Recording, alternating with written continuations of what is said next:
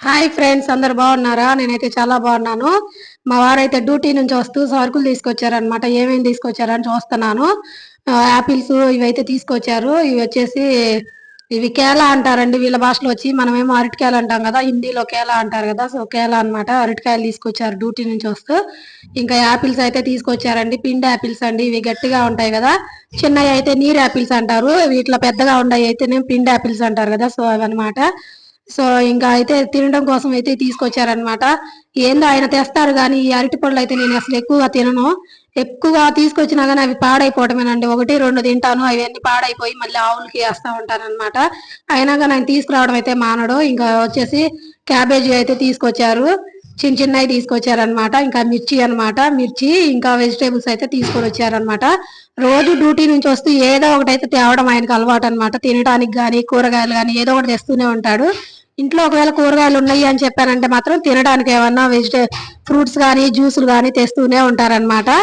ఆయన తేవడమే కానీ నేనైతే తినడానికి కూడా ఇంట్రెస్ట్ ఉండదు. ఇప్పుడు ఈ తీసుకొచ్చిన యాపిల్స్ కూడా ఏ 4 రోజులు 5 రోజులు అయితే తినడానికి పట్టిద్ది. ఈ అనగటి పళ్ళు అయితే ఇంకా బ్యాగ్ లో వేసుకొచ్చారు కదా, బైక్ బ్యాగ్ లో నలిగిపోయినట్టు ఉన్నాయి.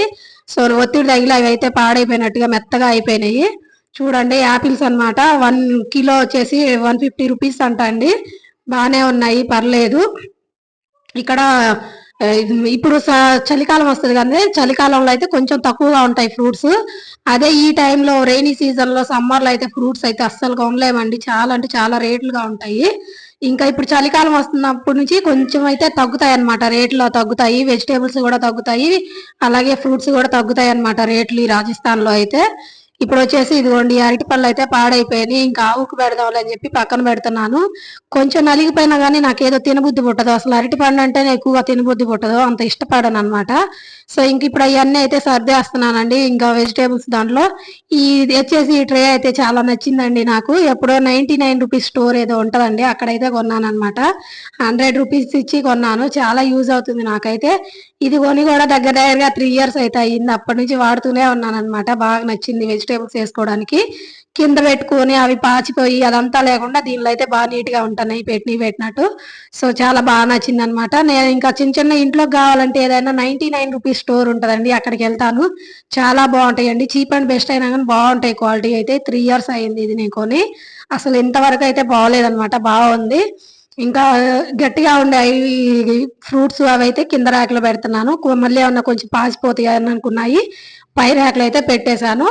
ఇంకా అరటి పళ్ళు ఏంటంటే కింద పెడితే మామూలుగా అది ఒత్తిడి తగిలేసి కింద పాచిపోతున్నాయి అండి. సో ఇంటి పక్కన ఆంటీ అయితే చెప్పారు, ఇట్లా గోడకు పెట్టి నించోబెట్టి పెట్టు, అప్పుడు పాచిపోవు, కాయలు బాగుంటాయి గట్టిగాని.